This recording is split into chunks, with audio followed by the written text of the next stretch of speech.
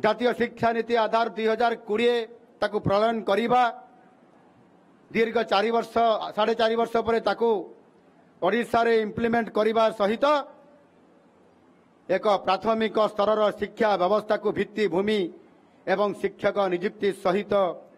एक आदर्श विद्यालय परिणत कर लक्ष्य नहीं गोदावरी मिश्र आदर्श प्राथमिक विद्यालय योजना आज ताको कार्य कराइबा परिप्रेक्षी रे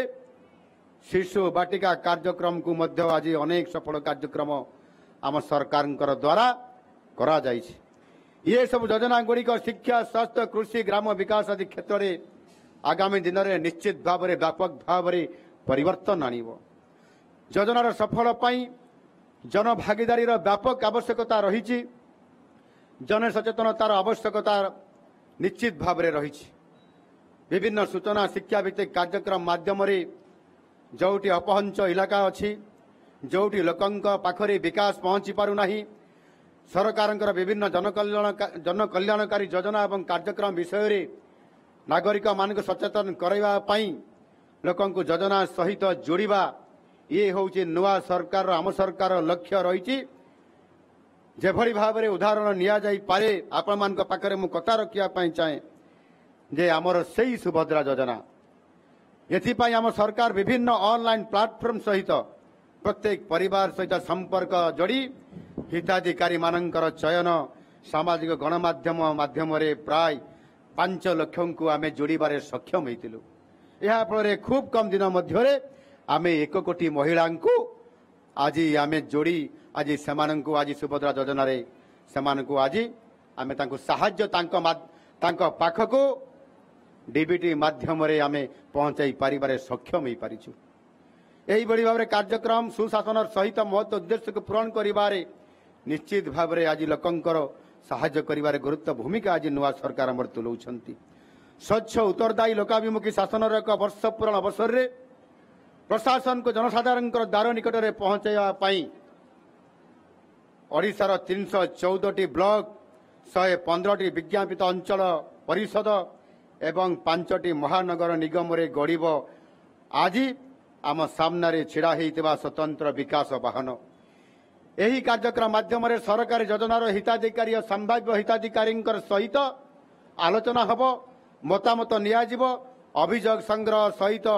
अभियोग त्वरित समाधान पाई मध्य आम सरकार विभिन्न विभाग माध्यम अधिकारी माध्यम पूरण करा एथि सहित भ्यान रहणी स्थान गुड़िक सरकार विभिन्न योजना सहित जड़ित आईईसी कार्यकलाप विभिन्न विभाग द्वारा यह निरंतर भाव में कार्यक्रम को करा वाहन जरिया राज्य सरकार पक्षरु प्रकाशित प्रगति प्रभाव पुस्तक मध्य 1 वर्षर सफलतार तथ्य संबलित पुस्तिका मध्य समस्त व्यक्तिविशेष जनसाधारण निकट में यह पहुंचा यह द्वारा आपण माने सरकार जो विभिन्न योजना गुड़िक तार सफल कार्यक्रम संपर्क में जानीपारे एवं ताहार फायदा जहाँ लोकं सुविधा सुजोग एवं समस्त प्रकार आर्थिक सहायता प्रदान करने जो कार्यक्रम रखा रही से आधारित भाव में वीडियो माध्यम एवं आपणकर प्रगति प्रवाह पुस्तक माध्यम आप समस्त जानीपारे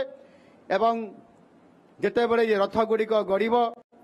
सेतेबले मध्य आपण माने से जगार उपस्थित रही समस्त कथा को जानिबार अभिप्राय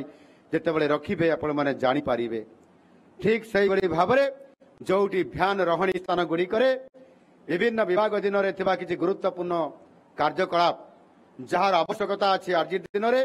जता अंत्योदय गृह योजना गृह निर्माण कार्यादेश बंटन एवं आवेदन संग्रह मनरेगा अधीन जॉब कार्ड बंटन प्रधानमंत्री वय वंदना योजना अधीन स्वास्थ्य कार्ड बंटन एवं प्रदान राशन कार्ड बंटन मुख्यमंत्री किसान सीएम किसान एवं प्रधानमंत्री किसान पीएम किसान ये अधीन हिताधिकारी कवरेज नूतन भाव में मंजूर होता वार्धक्य भत्ता विधवा भत्ता दिव्यांग भत्ता आदि विभिन्न भत्तार हिताधिकारी से स्थान मानक जितेबले आपंकर चौपाल बैठक हम जितेबले शक्ति केन्द्र बैठक हम सेतेबले जो हिताधिकारी माने पाई नाहंती सेमाने मध्य सेठी उपस्थित करिकरी आमर अधिकारी मानकर उपस्थिति रे आपण माने पंजीकरण करिबार मध्य एक बड़ सुजोग पाई परिबे। ଏହା ବ୍ୟତୀତ ଜନଧନ ଆକାଉଣ୍ଟ ଖୋଲିବା, ଆଧାର କାର୍ଡ ଏବଂ ଇକେୱାଇସି ପ୍ରଦାନ କରିବା, କିଷାନ କ୍ରେଡିଟ୍ କାର୍ଡ ବଣ୍ଟନ କରିବା, ଜଙ୍ଗଲ ଜମିନ ଆଇନ ବା ଏଫଆରଏ ପଟ୍ଟା ପ୍ରଦାନ କରିବା ଏବଂ ଗତ କିଛି ଦିନ ପୂର୍ବରୁ ଆରମ୍ଭ ହୋଇଥିବା ଇଏ ପରିବେଶକୁ ସନ୍ତୁଳିତ ରଖିବା ପାଇଁ ବୃକ୍ଷରୋପଣ କାର୍ଯ୍ୟକ୍ରମ ଏକ ପେଡ ମା କେ ନାମ, ଗଛଟିଏ ମା ପାଇଁ। ଏ ଅଧୀନରେ ଯେଉଁ ବୃକ୍ଷରୋପଣ ଆଦି କାର୍ଯ୍ୟକ୍ରମ ଗତ ବର୍ଷ ଏକ ବର୍ଷ ଭିତରେ ଯେଉଁ ଏକ ପେଡ ମା କେ ନାମରେ ଯେଉଁ କାର୍ଯ୍ୟକ୍ରମ ଆମକୁ ଟାର୍ଗେଟ କେନ୍ଦ୍ର ସରକାର ଧାର୍ଯ୍ୟ କରିଥିଲେ, ସେ ଧାର୍ଯ୍ୟ ଠାରୁ ମଧ୍ୟ ଅଧିକ ଆମେ 100%ରୁ ଅଧିକ ବୃକ୍ଷ ଅର୍ଥାତ 6,69,00,000 ବୃକ୍ଷରୋପଣ କରିକି ଭାରତବର୍ଷ କ୍ଷେତ୍ରରେ ଦ୍ୱିତୀୟ ସ୍ଥାନ ଅଧିକାର କରିବା ନିଶ୍ଚିତ ଭାବରେ ଏକ ଗୁରୁତ୍ୱପୂର୍ଣ୍ଣ ପଦକ୍ଷେପ ଆମ ସରକାର ନେଇପାରିଛନ୍ତି। ସେହିଭଳି ଭାବରେ ସୁଭଦ୍ରା ଯୋଜନାକୁ କାର୍ଯ୍ୟକାରୀ କରିବା ଦ୍ୱାରା ଗୋଟିଏ କିସ୍ତିରେ 5,000, ଦୁଇଟି କିସ୍ତିରେ 10,000 ତାଙ୍କୁ ଆର୍ଥିକ ପ୍ରଦାନ ସହାୟତା ଦେବା ସହିତ ରିଭଲଭିଂ ଫଣ୍ଡକୁ ଡବଲ କରିବା, ଆପଣଙ୍କର କମ୍ୟୁନିଟି ଫଣ୍ଡକୁ ମଧ୍ୟ 60 ଲକ୍ଷ ଟଙ୍କାକୁ ବୃଦ୍ଧି କରିବା ଫଳରେ ଯେଭଳି ଭାବରେ ଆଜି ସୁଭଦ୍ରା ଭଉଣୀ ଏବଂ ମା ମାନଙ୍କ ଉପରେ ପ୍ରଭାବ ପଡ଼ିଛି, ମୁଁ ତ ନିଶ୍ଚିତ ଭାବରେ ଯେତେବେଳେ ରିପୋର୍ଟ ନେଲି ଦେଖିଲି ଯେ ମୋର ମା ଓ ଭଉଣୀମାନେ ସେମାନେ ଦିଆଯାଇଥିବା ଆର୍ଥିକ ସହାୟତା 10,000 ଟଙ୍କାକୁ ସେମାନେ ଅନ୍ୟତ୍ର ଖର୍ଚ୍ଚ ନ କରିକି ଇନଭେଷ୍ଟମେଣ୍ଟ କରିଛନ୍ତି ନିଜର ବ୍ୟବସାୟରେ, ନିଜର ବାଣିଜ୍ୟରେ। ଆଉ ଯେତେବେଳେ ପ୍ରଧାନମନ୍ତ୍ରୀଜୀଙ୍କର ଲକ୍ଷପତି ଦିଦି ତିଆରି କରିବାର ଯେଉଁ ଲକ୍ଷ୍ୟ ରଖିକରି ଯେଭଳି ଭାବରେ ଆପଣମାନଙ୍କୁ ବାର୍ତ୍ତା ଦେଇଥିଲେ,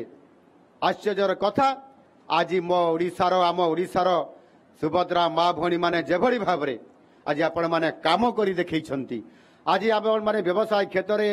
ଏ ଅର୍ଥକୁ ଦେଣ ନେଣ କାରବାରରେ ଆଜି ଆପଣ ସଫଳ ନେତୃତ୍ୱ ଦେଇପାରିଛନ୍ତି।